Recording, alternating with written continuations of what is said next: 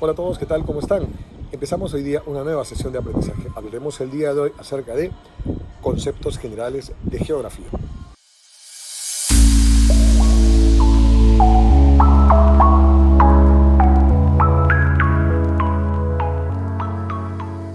Comenzaremos el día de hoy hablando acerca, obviamente, de la definición de geografía. La palabra geografía proviene de la antigua Grecia. Los antiguos griegos definían a la geografía como la descripción de la tierra, debido a que proviene de dos frases griegas, dos palabras griegas. Una vendría a ser la palabra geo y la otra vendría a ser la palabra grafos. La palabra geo significa tierra, ya, mientras que la palabra grafos, aunque algunos dicen grafén, ya, viene a significar escritura o significa descripción. Por lo tanto, etimológicamente hablando, la palabra geografía significa la descripción o la escritura de la tierra. Esta es una definición ya pasada de moda, es una definición a la cual le llamaremos una definición anacrónica. ¿Por qué es una definición anacrónica? Porque el día de hoy ya no tiene validez. Alguna vez la tuvo, alguna vez la geografía fue efectivamente la descripción de la Tierra. El día de hoy ya no tiene ese concepto validez científica. Así que solamente lo tomamos como una definición tradicional, como una definición clásica, una definición dada por los antiguos griegos o una definición etimológica. Como ya hemos afirmado, la geografía tiene su origen en Grecia. Así que el padre de la geografía, el padre de la geografía tradicional, el padre de la geografía clásica, es un señor que se llamaba Eratóstenes de Cirene. Aunque existen otros investigadores que también proponen como padre de la ciencia geográfica a un señor llamado Hecateo de Mileto y a otro personaje también importante que se llamaba Estrabón de Cirene. Son ellos considerados como los padres de la geografía clásica, tradicional o antigua, ¿ya? Pero recuerda que normalmente se considera a un señor que se llama Eratóstenes de Cirene y hay otros investigadores que consideran a Hecateo de Mileto.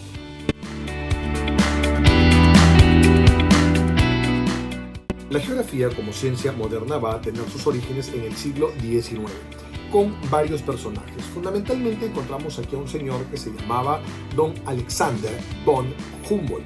Alexander von Humboldt fue un científico prusiano. El día de hoy le llamaríamos alemán. Prusia es un país que el día de hoy no existe, así que a él se le considera, junto con otro personaje que se llamaba Carl Richter, como los padres de la geografía moderna o como los padres de la geografía científica. ¿Ya? En este caso son dos personajes bastante importantes. Por ejemplo, Alexander von Humboldt, que es el denominado geógrafo de campo. Alexander von Humboldt hizo exploraciones a lo largo del planeta, exploraciones que inclusive incluyen a nuestro país. Alexander von Humboldt estuvo en el Perú, visitó América, hizo una obra que se llama El viaje a las regiones equinocciales, donde también hay una parte donde se habla de Perú. Tomar en cuenta que Alexander von Humboldt es uno de los primeros que va a tomar en consideración la temperatura del mar peruano. Alexander von Humboldt ya tomó medidas de la temperatura del mar peruano, llegando pues a la conclusión de que el mar peruano es un mar de aguas frías. Es por eso que el día de hoy a la corriente peruana, que es una corriente de agua fría, se le conoce como la corriente de Humboldt. Así que Humboldt es un personaje muy importante para la historia del Perú. Recuerden, Alexander von Humboldt. Y por el otro lado también estaba su colega Carl Richter, ¿no? Y Carl Richter, pues a él se le considera más como el geógrafo de escritorio, el geógrafo de gabinete, debido a que el trabajo de él, pues fue un trabajo más que todo, un trabajo compilatorio. Él hizo muchas recopilaciones de investigaciones geográficas de la época. Así que son dos personajes muy importantes. Alexander von Humboldt por un lado y Carl Richter. Existen otros personajes importantes también referidos a la ciencia geográfica, como por ejemplo Friedrich Rapsel.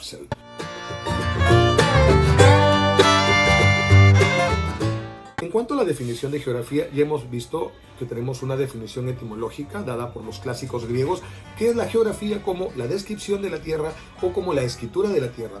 Esa es una definición que actualmente no tiene mucha validez científica. Sabemos que la geografía abarca mucho más o se encarga de estudiar mucho más cosas aparte de la descripción de la tierra. Ya, el día de hoy sabemos que la geografía es una ciencia de tipo social. es una ciencia de tipo social que va a estudiar las interrelaciones, que vienen a ser relaciones mutuas que se dan entre las entidades del geosistema. Y las entidades del geosistema son tres. Tenemos las denominadas entidades bióticas, las entidades abióticas y las entidades antrópicas. Las entidades bióticas son aquellas que tienen vida. Las entidades abióticas son aquellas que carecen de vida, no tienen vida. Y las entidades antrópicas obviamente se refiere a los seres humanos. Esa sería una de las definiciones modernas de geografía, aunque actualmente se propone que la geografía es una ciencia social cuyo objeto primordial va a ser la explicación de los fenómenos y de los hechos geográficos, lo cual no solamente tiene que ver con su ubicación, sino más que todo tiene que ver mucho con cómo estos fenómenos cambian la naturaleza, cómo cambian el planeta Tierra y por supuesto cómo cambian el desarrollo de la especie humana.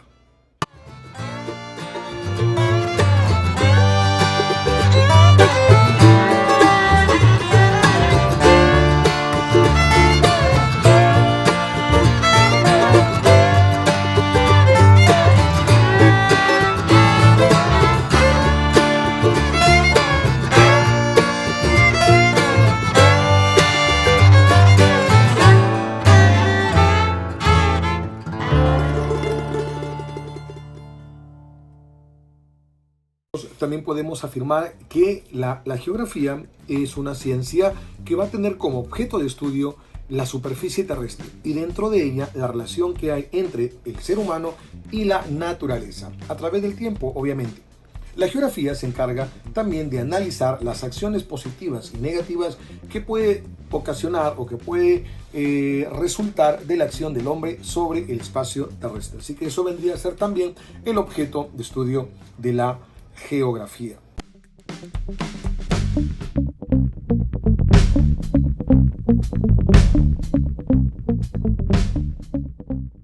La geografía se divide en dos grandes ramas, que vendrían a ser la geografía general y la geografía regional. La geografía general va a tomar el estudio del planeta de una manera sistemática, de una manera sistémica, por eso también se le conoce de esa forma, como la geografía sistemática o como geografía sistémica. Así que estudia a la Tierra en su conjunto, estudia la Tierra como un todo.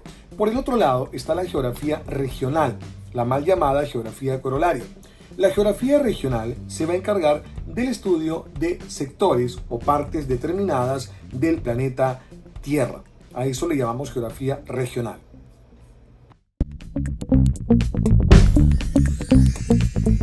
La geografía general es una ciencia que se va a dividir en dos grandes ramas. Una de ellas se llama la geografía natural y la otra se llama la antropogeografía o geografía humana. La geografía natural, también denominada geografía física, se va a encargar de ver todo lo que se llaman entidades bióticas o abióticas del geosistema, mientras que la geografía humana o antropogeografía se encargará de estudiar todo lo que tiene que ver con seres humanos, o sea, con las entidades antrópicas del geosistema.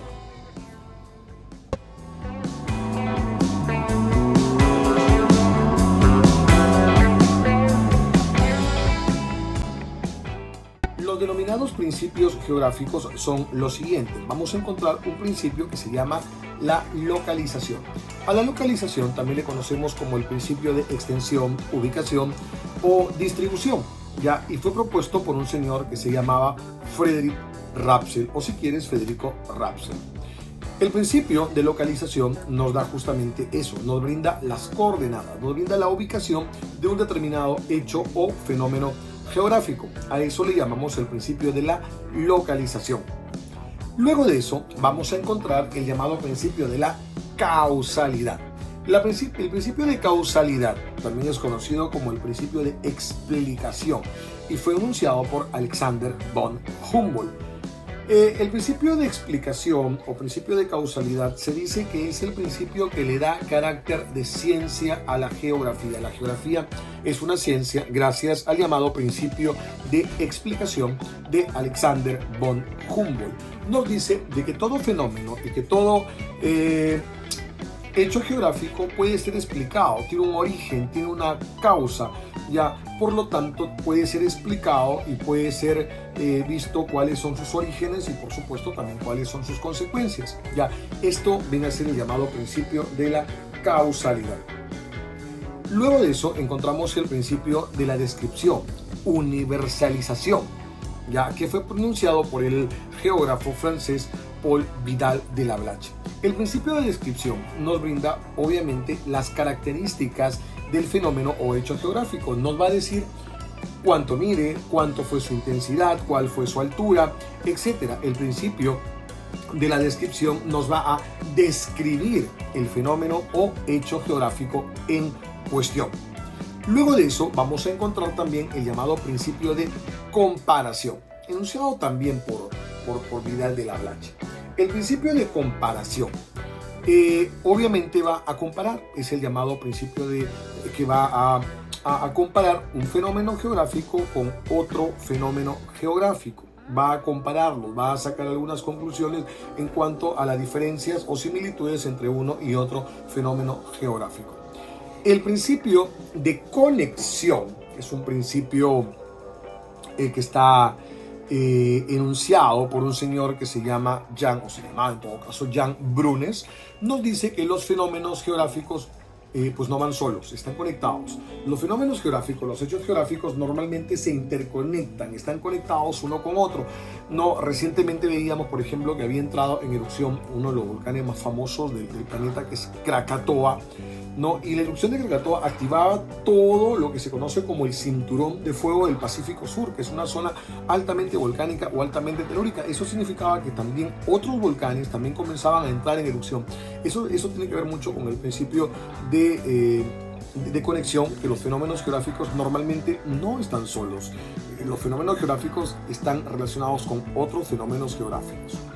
Y por último encontramos el llamado principio de actividad, enunciado también por Jean Brunes, y nos dicen pues que el principio de actividad es un principio que nos dice que los fenómenos geográficos, los hechos geográficos están en constante cambio, están moviéndose siempre. Los fenómenos geográficos, los hechos geográficos no son entidades estáticas, no es algo que se mantenga siempre igual, sino que constantemente se está moviendo, constantemente está cambiando, ¿sí? Entendamos lo siguiente, los fenómenos geográficos van a ser cambiados o van a ser movidos por dos fuerzas. Una de ellas se llaman las fuerzas endógenas, que vienen desde dentro de la Tierra, ya, y otro cambiados también por las fuerzas exógenas que vienen desde fuera de la Tierra, llámese la erosión solar, ¿no?, la erosión del agua o del viento, ya, entre otros fenómenos.